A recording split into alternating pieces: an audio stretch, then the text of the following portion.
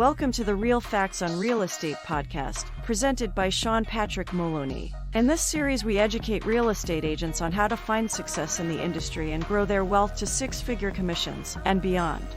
Now here is your host, Sean Maloney. Welcome to episode 246, Navigating Simultaneous Buying and Selling. I'm your host, Sean Patrick Maloney. Thanks for joining me this week. Guys, as a real estate professional, we run people's lives. It's very important we get things right. It's never more important when they're trying to both simultaneously buy and sell a home. We do not want the person to end up homeless. Today we're going to go over different things. We're going to go over how to do it successfully and what to be careful of, how to avoid the pitfalls and everything in between. If you haven't already done so, make sure to pound the subscribe button and also check out our new YouTube channel. Subscribe over there as well. Really appreciate you guys listening. Remember, when helping clients buy and sell a home at the same time, it's important that you talk with all the right people first. Speaking with a mortgage professional, tax professional, or legal professional may be a good idea to help protect you from later issues. Let's just break down a couple issues here. So the mortgage professional. First off, can the person own two homes at once? Can they afford to? Do they even need a mortgage? You might not even need to call a mortgage professional. They might tell you it's cash. But when you talk to the mortgage professional, you're going to say, this is what my client's looking to do, and what do we need to do to accomplish that? Can we own two homes at once? Can we use a home equity line of credit on our existing home, buy a new home, and then sell it? Guys, there's so many questions to have over there, so that could be a whole separate episode, but make sure to talk to your mortgage professional and find out what needs to be done. Now, a tax professional. Why a tax professional?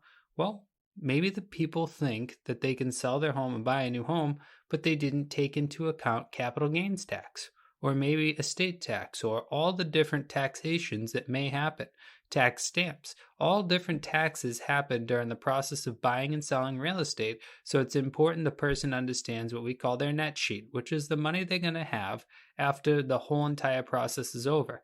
Because sometimes you got to remember, in a world where we can finance everything, and we can put as little as 3.5% down, that means only $3,500 per every $100,000 borrowed. This means the difference between $20,000, $30,000, $40,000 can be the difference between yes or no. Save yourself the time by having the professionals look at the situation before you get involved. It's far too often that I see a real estate agent list a home, go through the process, get an offer, accept an offer, only to let everyone down because it can't happen. This is unacceptable. As professionals, we need to push people towards getting the right guidance through a mortgage professional, tax professional, and a legal professional. The legal professional could come into play when you're trying to buy and sell a home, and maybe you own and buy a business, or maybe you inherited it. But talking with that legal professional, making sure that everything is in line for that to happen. Also finding out what are the costs involved with the process of buying and selling a home. You're going to be obtaining for your clients a large legal bill, so make sure they understand how much money is going to go to the legal professionals in order to make this transaction happen. Because remember, it's just a good idea to save yourself later issues by being proactive with what we're talking about. One of the most important things to understand in the whole process that we talked about there is, can they buy and sell at the same time?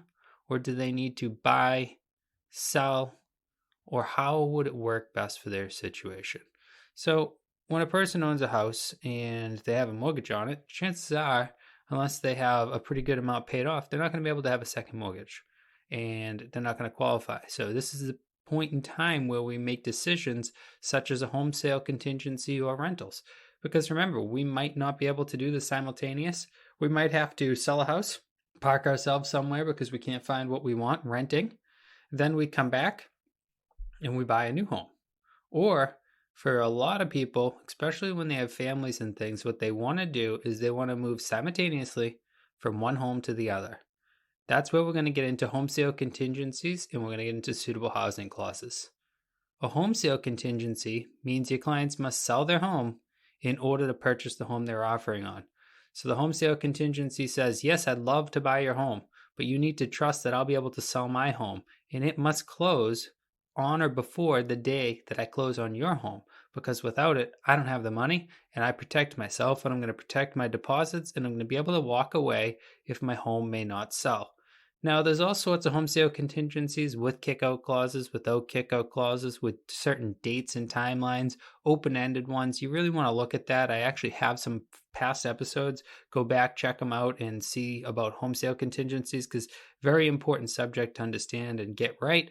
Not a bad idea at all to talk with the attorney again on this one and to go over what you're trying to do to make sure the wording is correct and make sure everyone is protected. Now, a suitable housing clause says the clients must first find a house in order to sell someone their property.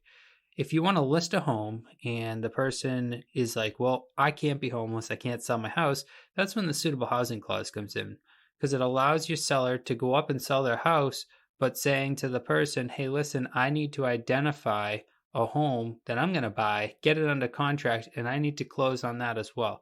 This one here protects the person from getting their home sold out from underneath themselves.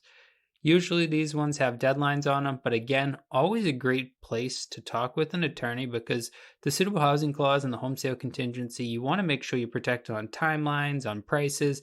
Remember, you're tethering yourself to somebody else when you're doing a home sale contingency or a suitable housing clause, or if you're on the other side and you're on the buy side and the person has that home sale contingency and you're trying to buy their house, understanding, well, are they properly marketing it? Do they have the right price up? Are they marketing it at the right time of the year? How long is it going to take for them to sell? Are my clients willing to wait that long? Working as a real estate agent, it's really important not to interject with your own feelings. It's important to interject with a professional opinion, but your own feelings don't matter. Some people are willing to wait a year for the home of their dreams, and some people aren't willing to wait a day. Some people need it to happen 1-2. Some people are willing to do the rental in between. What you want to do is give them all their options, show them the path that'll make them successful, and allow them to choose which is the best. The best thing you can ever do for anybody in real estate is mentor and guide them. Don't just be a salesperson. Be there to help them and help them take their real estate game to the next level. Because guess what? They're going to tell their friends and family about it, and they're going to end up being one of your larger referral sources. Guys, I hope this episode helps you learn to buy and sell homes simultaneously and understand all the pitfalls in between. If you haven't already done so, make sure to pound the subscribe button, and I look forward to talking to you next week. Check out our website at realfactsonrealestate.com.